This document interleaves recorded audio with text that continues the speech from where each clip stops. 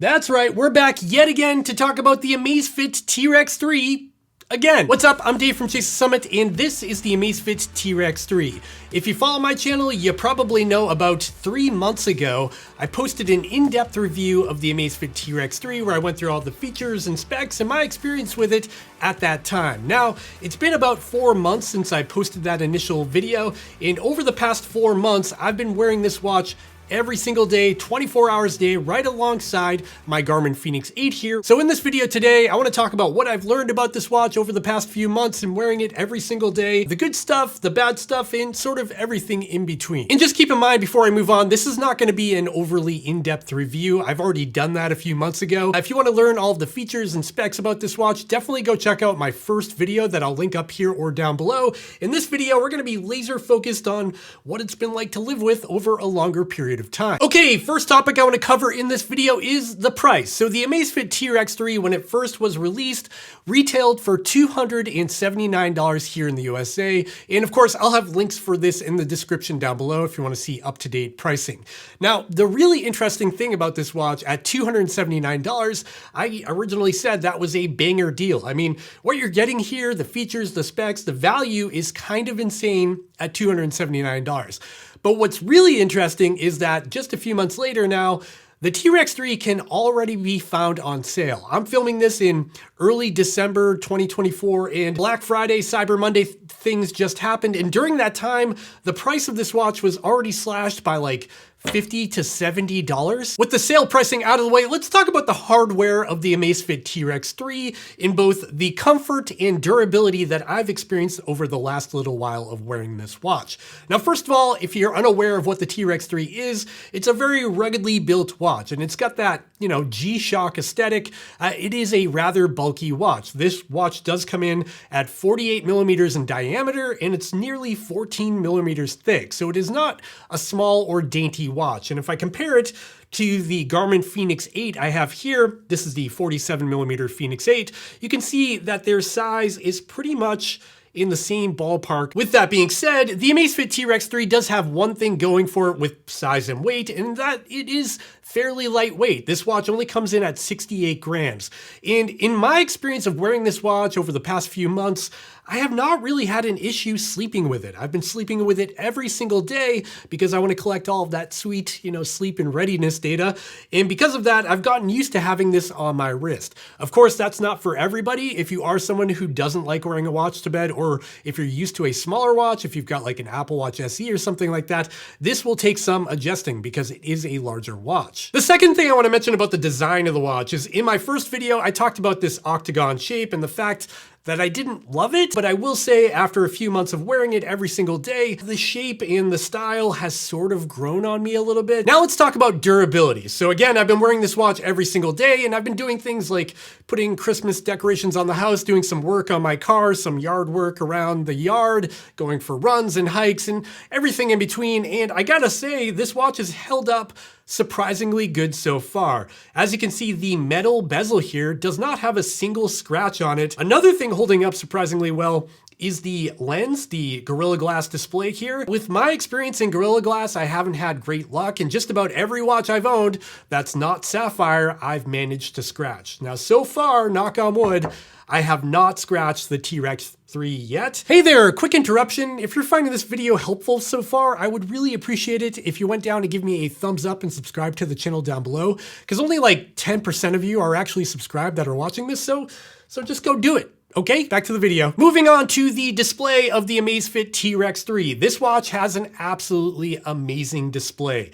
It's 1.5 inches in diameter, it's super high resolution, and as you can see, it is very bright and vibrant because this is an AMOLED display. It also gets up to 2000 nits of brightness, which is surprisingly even brighter than the Garmin Fenix 8 that I'm wearing on my wrist here. So what do all those numbers mean in practical use? Well, it's a good display. I've noticed that even out in direct sunlight, if I'm running or hiking and I've got the sun at the worst angle possible behind me and I look at the watch, I still have no issues reading tiny text like my pace or my distance or whatever on the display. No issues at all. Now that we've talked about the display, let's talk about the battery life in my real life use case so far using this watch over the past few months. Again, when you look at the spec sheet of the Amazfit T-Rex 3, the battery specs are kind of bananas. Like you've got a 700 milliamp hour battery, you've got 27 days of stated typical use, and you've got up to 42 hours in a GPS activity. With an AMOLED display, that's kind of crazy. But the spec sheet is just a spec sheet, right? What has been my experience so far while using this watch? Well, for the sake of science, when I took this watch out of the box, I left it in complete default settings because I wanted to try to get the most battery life possible and try to match that 27-day typical use spec that they talk about. And I've got some good news and bad news when it comes to my experience with battery life with this watch. The bad news is I'm not getting 27 days of use, but the good news is I'm still getting very, very good battery life at around 20 days of use with default settings. But that's the default settings, and typically that's not how I use my watches. So I did another realistic battery life test and I changed all the settings to what I prefer. That is the always on display being turned on because I prefer that with this watch, and daily GPS use between 30 minutes to an hour of running. On top of that, I turned everything on: the SpO2 or blood oxygen saturation tracking, the HRV tracking, the stress tracking. Everything was turned on, including the heart rate sampling interval being set to 1 minute instead of 5 minutes, because that is kind of a gotcha with the battery life. So with all of those settings in my particular use case in a pretty heavy use environment, I'm getting anywhere between 10 to 12 days of use with these settings, which is definitely not 27 days like the spec sheet talks about, but still super, super impressive. But that's not the end of the story with battery life, because we still have to talk about GPS on battery life. Again, lots of variables here, but I am someone who trains for ultra marathons from 50Ks all the way up to 100 miles. And this is where this battery life spec really becomes important. Now, again, on the Amazfit website, there are some bold claims when it comes to GPS on battery life. In default settings, they claim up to 42 hours of use in a GPS activity, which is completely bonkers. And when it comes to the GPS on battery life spec, it's kind of the same story, where I'm not seeing that 42 hours of use. Now, admittedly, I haven't run a 100-mile ultramarathon or done a single 42-hour activity. All I can do here is do like a really long run. I've got a couple of runs that are 2 to 3 hours in duration, and then extrapolate out the data from there. So in my testing so far with GPS on battery life, using default settings with the most accurate GPS setting turned on, I am losing about 3% of battery per hour in very long activities. Now, if you do the math on that, that will extrapolate out to about 35 hours of total use. Again, not 42 hours, and maybe you might be able to get to that 42 hours if you like turn down the brightness or something like that. And I think for most people, I would just leave it in the most accurate setting because you really don't need to use any battery saver modes with this kind of battery life. Moving right along, let's talk about smartwatch features on the Amazfit T-Rex 3. And most importantly, I want to talk about the microphone that's on board this watch. In my initial review, I briefly talked about the microphone, and I don't think I fully understood the capabilities of the microphone at that time. Now that I've been using the watch a lot longer, I'm really impressed with what the microphone in the speech-to-text and AI stuff can do on this watch, because it's very different. Mainly because it's powered by ChatGPT, which is kind of interesting. So you can not only do simple tasks, you can do more complex tasks. For example, for some simple tasks, I could do something like hold this top right button and say, what's the weather right now? As you can see there, it's telling me it's sunny and the current temperature is 36 degrees Fahrenheit with a high temperature around 32. And then it brings up my weather widget and I can scroll down and get even more detail throughout the day. But on top of that, I can do something like start a running activity. And now it's asking me if I want to do an outdoor run, a track run, or a treadmill run, which is super cool. So it's actually prompting me to understand what kind of running activity I want to do. And the reason why that's particularly useful is, I've said this in other videos, but if you are doing a really niche activity, for example, you don't often go rock climbing, but that day you did, you could hold that button down and say start a rock climbing activity. And instead of scrolling through the long list of 170 different activities to choose from, it'll get you there very quickly. But then on top of that, because it is ChatGPT enabled, it does some really interesting things. Like I could say, what's the claimed battery life of the Amazfit T-Rex 3? The Amazfit T-Rex 3 claims a battery life of up to 24 days with typical use. 24 days is actually incorrect according to their spec sheet, but you know, that's AI being AI. But on top of that, you can also change your settings of the watch. For example, change the brightness of my watch to 100%. And as you can see there, it just set my screen brightness to 100%. Change my heart rate setting interval to 1 minute. Then it brings up my settings for heart rate intervals. So as you can see, it's more useful than just setting timers. It's ChatGPT and can do a whole lot more. I'm still learning what it can do, but it is pretty impressive. When it comes to the microphone feature though, if I'm being critical, the major thing that's lacking isn't the microphone itself, but it's the existence of a speaker. The fact that this watch does not have a speaker means that you cannot take or make phone calls. The watch isn't going to talk to you or anything like that. All you can do is talk to it. Moving right along, let's talk about wellness metrics on the Amazfit T-Rex 3. So of course, this watch collects all of the basics like your step count and calories burns and things like that. However, when it comes to those metrics, I've been doing a lot of comparisons to my other test devices. And when it comes to the step count from the T-Rex 3 compared to something like the Garmin Fenix 8 here, I've noticed that the step count falls pretty much in the same ballpark on a daily basis compared to the Garmin Fenix 8. I'll throw a couple examples up on the screen here. With that being said, there are some metrics that do not line up with my other test device. For example, there's nights where I know I got bad sleep, whether that be I had a little bit of alcohol, I'm overtrained, maybe one of my kids was up sick or something like that. Those nights, I typically know for a fact when I wake up, I'm not gonna feel that great. Now, when I look at the Amazfit T-Rex 3 and look at the sleep score, I'll generally still get a pretty good sleep score, like between 80 and 90%. And the same thing with the sleep score goes with the readiness score. Well, I'll get a really high readiness score on a day where I just don't feel very ready. There is good news here though. I think Amazfit can tweak this with an algorithm change and a firmware update down the road, but for now, it's still a little bit off in my opinion, and I tend to trust my Garmin or the Oura Ring or the Ultrahuman Ring a little bit more than the sleep algorithm that I find on the T-Rex 3 here. I wanna quickly talk about the dive certification on the Amazfit T-Rex 3. In my initial review video, I talked about how this watch has an EN 13319 certification for diving. And at that time, I thought this would be for like scuba diving or whatever. And to be fair, I am not a diver in any capacity. I am a land-based creature. Even though the Amazfit T-Rex 3 does have an EN 13319 certification, that does not mean that it's meant for scuba diving, despite the fact that it is rated for 45 meters of depth, which is it's pretty deep. And the reason why this watch is not really meant for scuba diving in particular is that it is lacking features like decompression alerts, NDL, safety stops, descent timers, and all those other things that make a full-fledged dive computer that are available on something like the Garmin Fenix 8 here, or a proper dive watch like the Garmin Descent. So if you are buying an Amazfit T-Rex 3 and you are a diver, just be aware that there are some limitations around that diving functionality. Let's move into external sensor support. The Amazfit T-Rex 3 supports external Bluetooth sensors.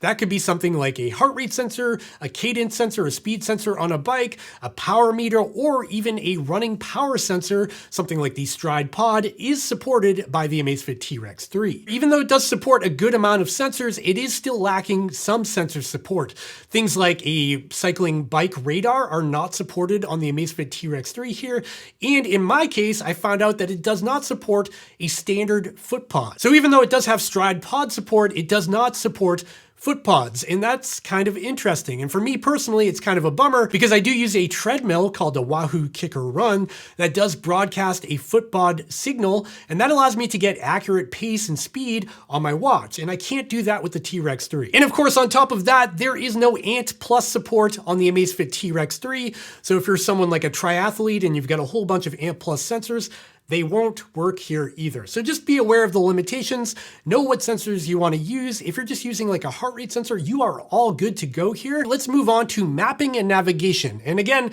I covered this in great detail in my first video, so we're not going to reinvent the wheel here, but I want to talk about my experience with it so far. So the T-Rex 3 here does have really good mapping capabilities with built-in navigation, and it's very useful. The maps themselves are very detailed, and they are completely free that you can download directly from the app on your phone. They do include map labels. That means you'll see words, little pieces of text on the screen that'll indicate what road or trail you're on. And even companies like Coros and Suunto and Polar still don't have map labels. So to see them here on the T-Rex 3 is refreshing. On top of that, the map experience itself on the T-Rex 3 is amazing. There's no lag. You can scroll around with your finger, you can zoom in and out, and it's super responsive and surprisingly good for a watch at under $300. Now that I've said all the good stuff about the maps and navigation, let's talk about the bad stuff. So first of all, these maps are not routable. And what that means is you can't generate a route on the watch itself. You can't say that you want to go to the top of a mountain 10 miles away and have the watch generate turn-by-turn directions without any other devices. You will need your phone on you to accomplish that goal. And that's where watches like the Garmin Fenix 8 here, or any Garmin with mapping for that matter, do have an advantage. Another limitation when it comes to mapping and navigation on the T-Rex 3 is going to be how you get the routes into the map on the watch. And unfortunately, the Amazfit Zepp app on your phone doesn't have any built-in course creator, route creator. There's no like map feature where you go in and draw your course and sync it over your watch. It's not that simple. What you have to do is get a GPX file from a third party, something like Strava or Komoot, and then actually share that file in your phone directly with the Zepp app, and that'll import it into your route library. And to be honest, it's a little bit cumbersome and complicated. I guess once you do it once or twice, you get used to it. But in my opinion, it could be a lot simpler. For example, Suunto, Coros, and Garmin all have built-in course creators within their apps. Next up, let's talk software updates. And this is a big thing because there have been a number of software updates on the watch itself and in the app on my phone over the past few months of using this watch that have made the experience a lot better. First of all, this watch has already received numerous firmware updates, fixing things and adding features. And interestingly, I just got one yesterday that claims to optimize the sleep algorithm built into the watch. So I'm interested to see how that works out over time. I think more importantly though is the app overhaul to the Zepp app on my phone. They have completely changed how this app looks. As you can see here, it looks almost identical to something like the Whoop Band app, now just in the Amazfit ecosystem. So at the top of the screen here, we have these rings. On the left, we've got the sleep score with a little gauge indicating your sleep from the previous night. In the middle, you've got the readiness score with another gauge. And on the right is my exertion score. And that is down low because I'm currently tapering and I haven't been training in the past couple of days. Now below those scores, you get this little blurb that sort of breaks down what all these numbers mean into plain terms so you can understand what's going on. Scrolling down here, we get all of my health metrics in a nutshell. We've got my physical recovery, my mental recovery, my resting heart rate, my heart rate variability, my sleep duration from last night, my deep sleep time, my exertion load, and training status. Below that, we've got all of my health metrics, including my heart health here, including resting heart rate, SpO2, and HRV.